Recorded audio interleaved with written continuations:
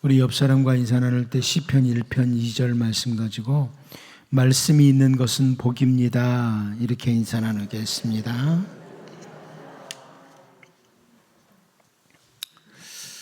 우리 인간은 너무나 쉽게 죄로 달려가는 이런 존재들입니다. 그냥 방치하면 쉽게 죄의 길로 달려가는 이게 바로 인간들입니다. 그러므로 이사야 53장 6절을 통해서 우리는 다 양 같아서 그릇 행하여 각기 제 길로 갔거늘 여호와께서는 우리 모두의 죄악을 그에게 담당시키셨도다.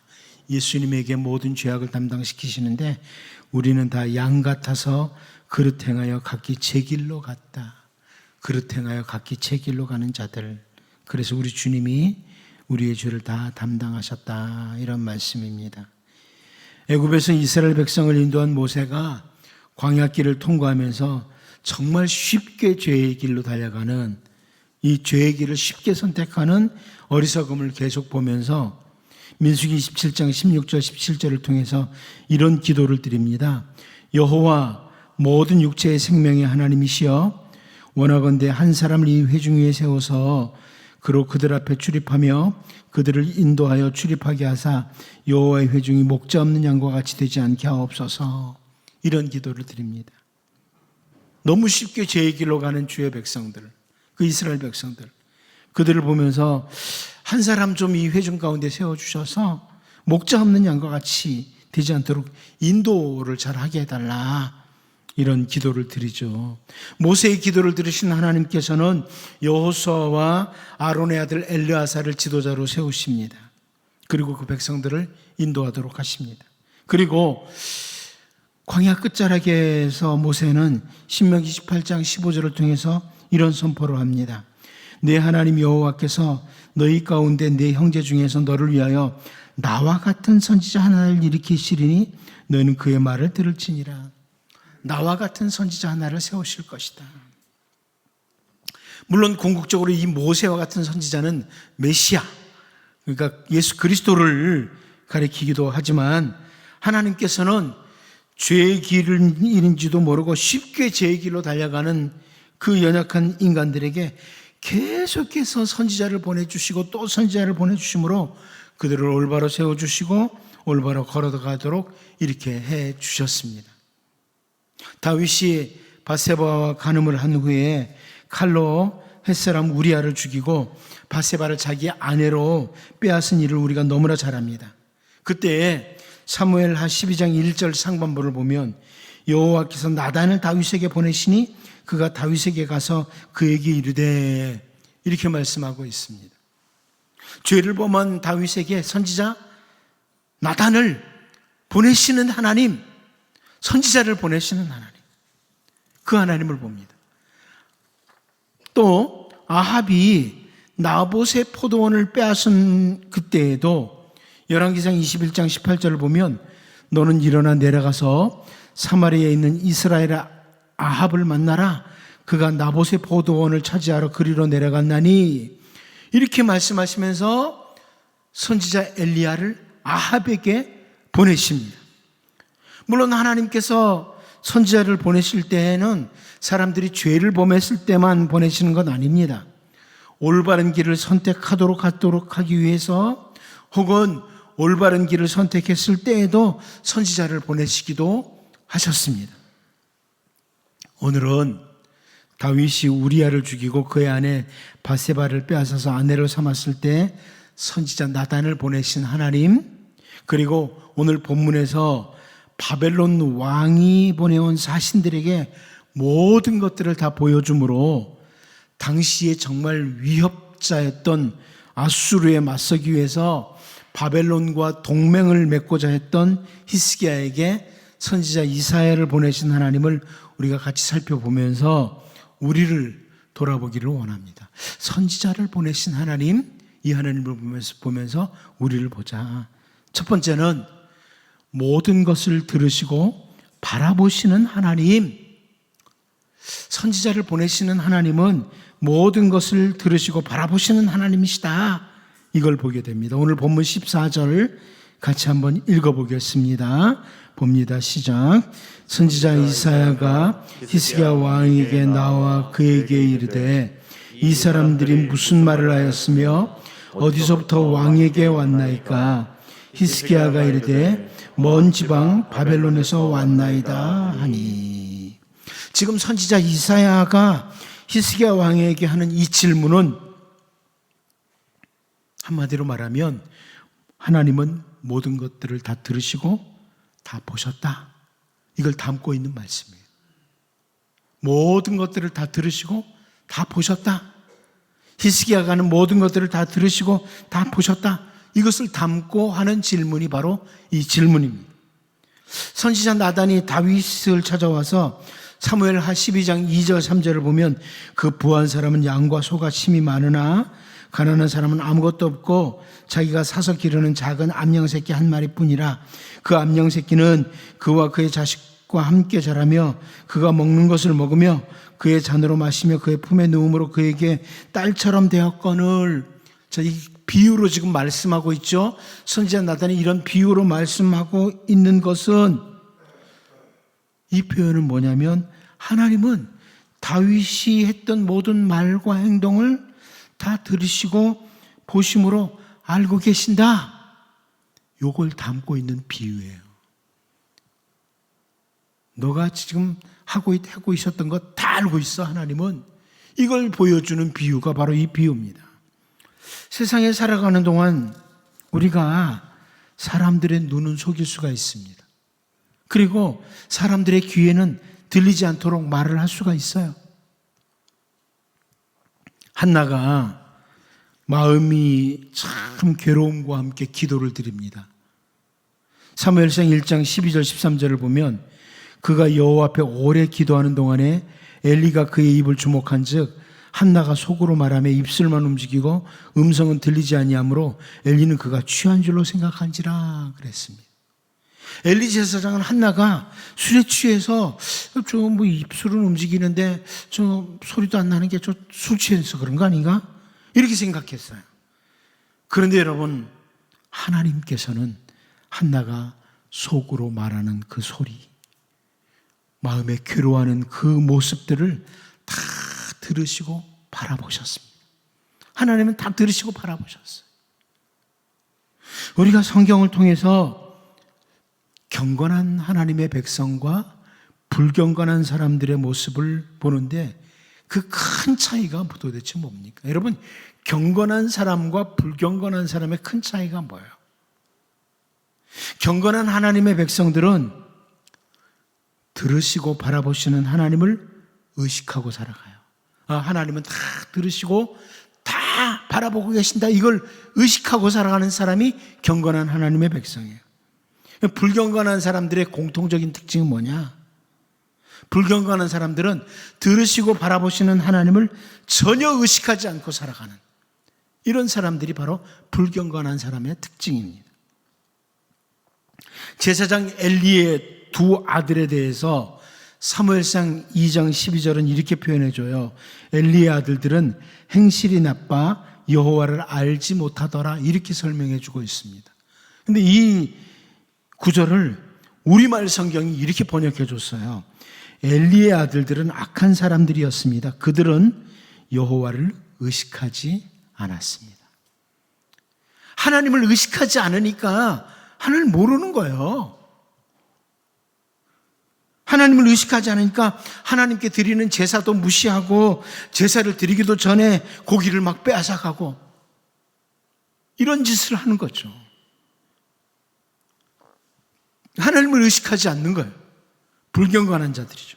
하지만 요셉의 경우를 우리가 잘 압니다. 보디발의 아내의 유혹이 계속 있어요.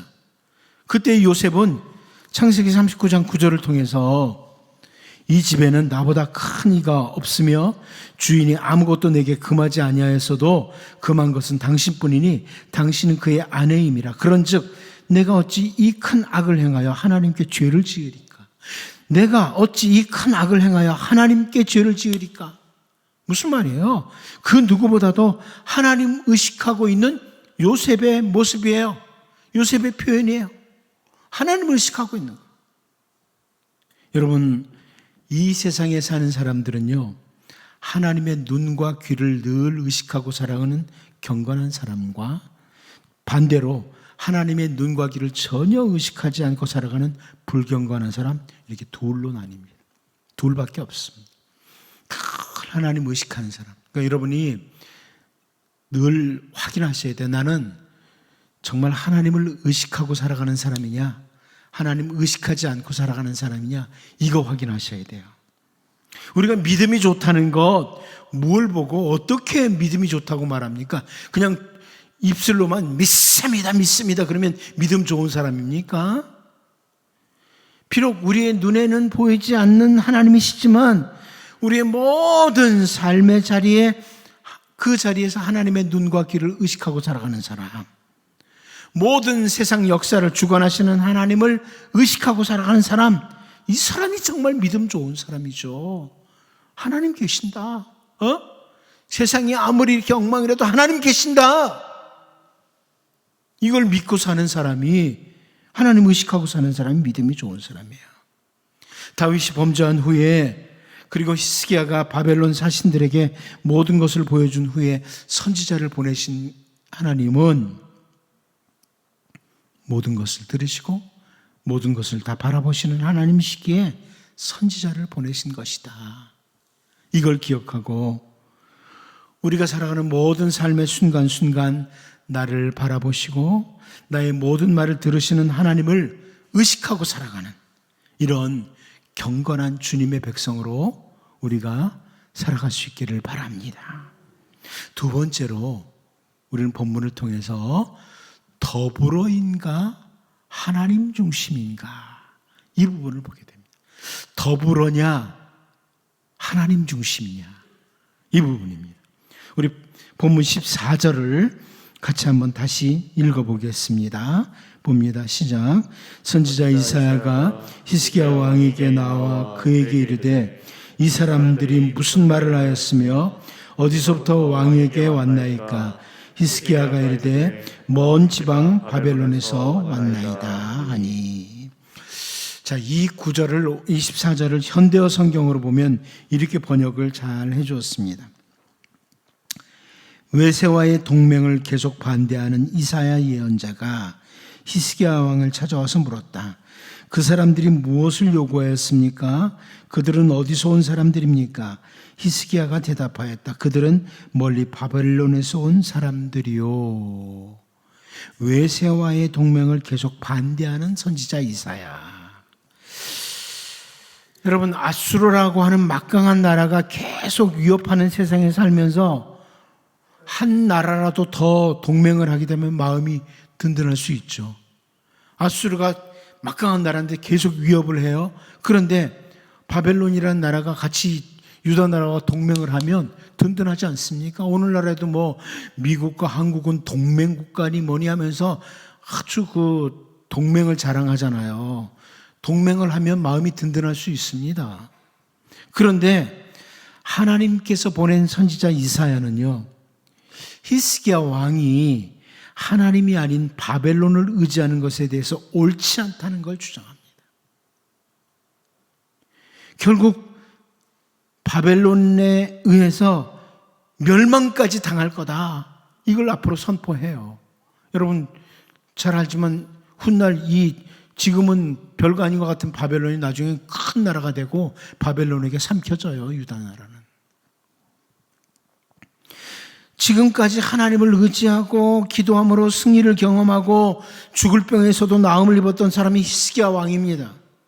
그런데 병에서 나음을 입은 후에 바벨론 사신들이 선물 가져오고 아수르와 맞서기 위해서 동맹을 맺고자 하는 것에 대해서 히스기야 마음에 하나님이 도와주시고 바벨론도 한편이 되면 더 좋지 않겠느냐, 이 생각이 들었다. 이 학자들의 해석이에요. 구약 학자들은 그렇게 해석을 해요. 하나님도 우리를 도우시고 바벨론도 우리 한편이 되면 더 좋겠다. 이게 학자들의 해석이에요. 하나님만 의지하고 하나님의 도움만이 아니라 바벨론까지 힘을 합치면 더 유익하지 않느냐? 이 인간의 계산인 겁니다. 히스기야의 계산이에요. 여러분, 우리 주님이 산상보훈을 통해 주신 말씀 가운데 마태복음 6장 24절을 통해서 주신 말씀 잘 압니다. 한 사람이 두 주인을 섬기지 못할 것이니 혹 이를 미워하고 저를 사랑하거나 혹 이를 중히 여기고 저를 경히 여김이라. 너희가 하나님과 재물을 겸하여 섬기지 못하느니라. 두 주인을 섬기지 못한다. 주인을 두루 섬기지 못한다. 근데 많은 사람들이 주님이 하신 이 말씀, 우리 주님이 분명히 말씀하셨는데 이 말씀에 대해서 하나님도 섬기고 돈도 많으면 더 좋지 뭐, 이 생각을 합니다. 하나님도 섬기고 돈도 많으면 더 좋지, 이 생각을 합니다. 그런데 그게 돈을 사랑하는 것을 지나쳐서 돈을 섬기는 자리까지 가요. 여러분, 돈을 가지는 것 자체는 죄가 아니에요. 그러나 돈을 사랑하고 돈을 섬기는 자리까지 가면 죄가 됩니다. 그런데 많은 사람들이 나는 그냥 돈을 가지고 있을 뿐이야, 이렇게 생각하지만 어떨 때 보면, 여러분 정직하게 자기를 돌아보면 내가 이거 돈 섬기는 거 아니야? 이 자리까지 가요. 돈을 섬기는 것 같아요. 마치 주인처럼. 돈 아니면 안 돼 하면서 이렇게 말이죠. 인류 역사를 보면 경건하지 않은 사람들에게서 계속 나타나는 것 중에 하나가 뭐냐면 하나님과 재물을 겸하여 섬기는 것. 하나님과 사람, 하나님과 어떤 힘을 동시에 의지하려는 것, 이게 계속 나타나요. 하나님과 재물, 하나님과 사람, 하나님과 어떤 힘을 동시에 의지하려는 것. 아수르라고 하는 거대한 세력 앞에 하나님도 도우시고 바벨론까지 우리를 돕는다면 더욱 좋지 않겠느냐? 이게 히스기야의 생각입니다. 그런데 하나님께서는 그런 태도는 하나님을 가볍게 보는 것이다, 하나님을 업신여기는 것이라고 계속 강조를 합니다. 여러분, 다윗이 우리아를 죽이고 바세바를 아내로 취했을 때 선지자 나단을 통해서 사무엘하 12장 9절에서 이런 말씀하세요. 그러한데 어찌하여 네가 여호와의 말씀을 업신여기고 나보기에 악을 행하였느냐? 네가 칼로 햇사람 우리아를 치되 암몬 사람 맨 자손의 칼로 죽이고 그의 아내를 빼앗아 네 아내로 삼았도다 그럽니다. 여기 업신여기다, 네가 네 여호와의 말씀을 업신여겼다, 업신여기다는 단어는 멸시하다, 얕보다, 가볍게 여기다, 이런 의미의 히브리어 단어예요. 그러니까 다윗이 하나님의 말씀을, 하나님을 가볍게 여겼다, 이런 말씀입니다. 다윗의 생각에 할 수 있으면 더 많은 아내를 취하는 거 좋지 않느냐, 이런 생각을 했을지 모르겠지만 그것은 하나님의 말씀을 가볍게 여기는 태도라는 거예요. 결국 하나님을 가볍게 여기는 태도가 된 것이라는 겁니다. 우리 주님은 우리가 너무나 잘 아는 중요한 경건한 주님의 백성의 삶의 원리, 경건한 주님의 백성의 삶의 원리를 마태복음 6장 33절에서 해주셨습니다. 그런즉 너희는 먼저 그의 나라와 그의 의를 구하라. 그리하면 이 모든 것을 너희에게 더하시리라. 그런즉 너희는 모든 것보다 먼저 하는 말씀인데요, 현대어 성경은 이렇게 번역해 줬어요. 만일 너희가 하나님의 나라를 어떻게 이룰까, 하나님께서 원하시는 바른 일을 어떻게 실천할까 고민하면서 그분을 생활의 중심에 모시고 살면 그분은 너희에게 이 모든 것을 더불어 주실 것입니다. 그러니까 다시 말하면 그 무엇보다도 먼저 하나님이라는 것은 뭐냐면은 생활의 중심에 하나님이라는 겁니다. 삶의 중심에 하나님. 만일 히스기야가 언제나 하나님을 중심으로 오직 하나님만 의지하고 나아갔다면 바벨론을 통해서도 도와주실 수 있어요. 예? 하나님만 의지하고 나가면 하나님이 바벨론을 통해서도 도와주실 수 있어요. 경건한 하나님의 백성은 하나님을 중심으로, 하나님만, 하나님을 모든 것보다 먼저 모시는 자다. 결코 하나님과 더불어 바벨론, 하나님과 더불어 재물, 하나님과 더불어 사람, 이게 아니라는 거예요. 이제 하나님도 의지하지만 바벨론과 더불어 의지하고자 했던 히스기야를 본문에서 보면서 하나님과 더불어가 아니라 언제나 하나님 중심으로, 하나님만, 하나님을 모든 것보다 먼저 이렇게 모시는 경건한 주님의 백성으로 살 수 있기를 바랍니다. 마지막 한 가지 더 봅니다. 돌이킬 수 있는 기회로 주신 것인데, 회개할 수 있는 기회로 주신 것인데 하는 말씀입니다. 본문 15절을 같이 한번 읽어보도록 하겠습니다. 봅니다. 시작. 이사야가 이르되 그들이 왕궁에서 무엇을 보았나이까 하니 히스기야가 대답하되 내 궁에 있는 모든 것을 그들이 다 보았나니 나의 창고에서 하나도 보이지 아니한 것이 없나이다 하더라. 아멘. 선지자 이사야가 그 바벨론 사신들이 왕궁에서 와서 뭘 보았습니까? 이렇게 묻는 것은 결코 몰라서 묻는 게 아닙니다, 여러분. 다음에 나오는 선지자의 설명을 볼 때 선지자는 이미 하나님께로부터 모든 것을 다 듣고 알고 온 상태. 몰라서 묻는 게 아니에요. 뭘 보았어요? 그 사람들이 몰라서 묻는 게 아닙니다. 이게 무슨 말이에요? 이렇게 선지자가 질문하는 것은 히스기야 왕으로부터 회개할 수 있는 말을 듣기 위함이라는 겁니다. 회개할 기회로 주신 거예요. 돌이킬 기회로. 선지자 나단이 다윗에게 와서 비유로 말을 하고 당신이 바로 그 악한 사람입니다. 이렇게 선포하는 것은 회개할 기회로 주기 위한 거죠. 돌이킬 기회로 주기 위한 거예요. 사무엘하 12장 13절을 보면 다윗이 나단에게 이르되 내가 여호와께 죄를 범하였노라 하매 나단이 다윗에게 말하되 여호와께서도 당신의 죄를 사하셨나니 당신이 죽지 아니하려니와 바로 이렇게 말을 해요. 죄를 회개하니까 바로 하나님도 당신 죄 사했다고 다 알고 온 거예요. 다윗이 여기서 간단하게 회개를 합니다마는 시편 51편을 보면 다윗이 하나님 앞에 처절하게 회개하는 모습을 우리가 확인할 수 있습니다. 선지자 이사야의 이 질문은요, 하나님만 의지하도록 돌이킬 수 있는 기회로 주신 거예요. 히스기야가 네 이제라도 하나님께만 향하겠습니다.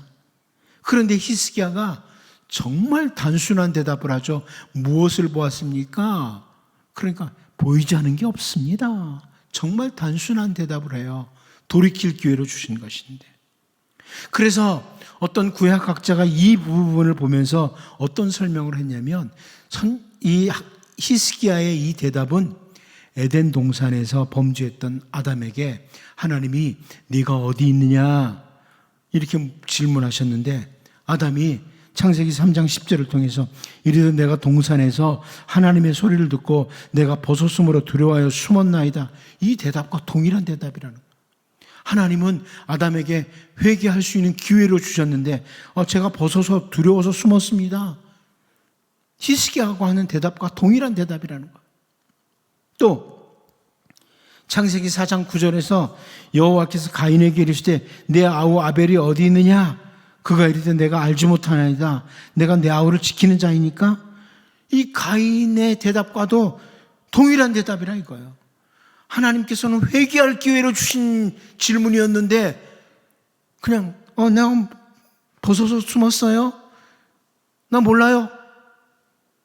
이것과 히스기야가 동일한 대답. 그냥 다 보여줬어요. 이런 대답을 하고 있다는 겁니다. 여러분, 우리는 진리의 길을 잘 걷다가도 넘어질 때 실패할 때가 있어요. 그런데 우리 하나님은 우리들에게 언제나 돌이킬 수 있는 기회, 회개할 기회를 주시는 하나님이세요.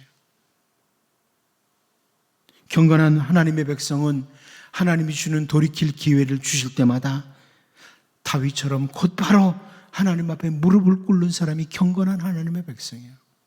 그러나 불경건한 사람들은 가인이나 엘리의 두 아들처럼 아무리 돌이킬 기회를 줘도 하나님 앞에 무릎을 꿇지 않는 거예요.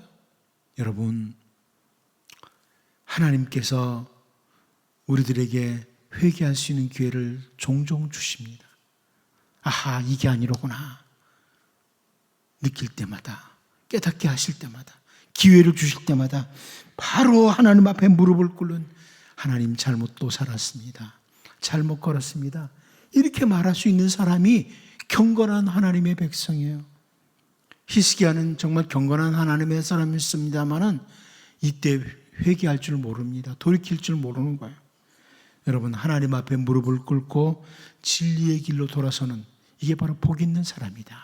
이걸 기억하고 하나님이 우리에게 회개의 기회를 주실 때마다 곧바로 무릎을 꿇을 수 있는, 이걸 잘 확인할 수 있는 하늘의 지혜를 가진 이런 사람들로 살 수 있기를 바랍니다. 기도합니다. 하나님 아버지, 선지자를 보내시는 하나님, 모든 것들을 들으시고 모든 것들을 바라보시는 하나님, 우리 하나님 앞에 늘 하나님을 의식하고 살아가는 경건한 주의 백성들 되게 하여 주옵소서. 하나님, 바벨론과 더불어가 아니라 하나님 중심으로 하나님을 모든 것보다 먼저 모시고 사는 경건한 백성으로 우리가 살 수 있도록 도와주시고, 돌이킬 기회를 주실 때마다 하나님 곧바로 하나님 앞에 다윗처럼 무릎을 꿇을 수 있는 이런 신실한 주의 백성들로 살게 하여 주옵소서. 예수님의 이름으로 기도하옵나이다. 아멘.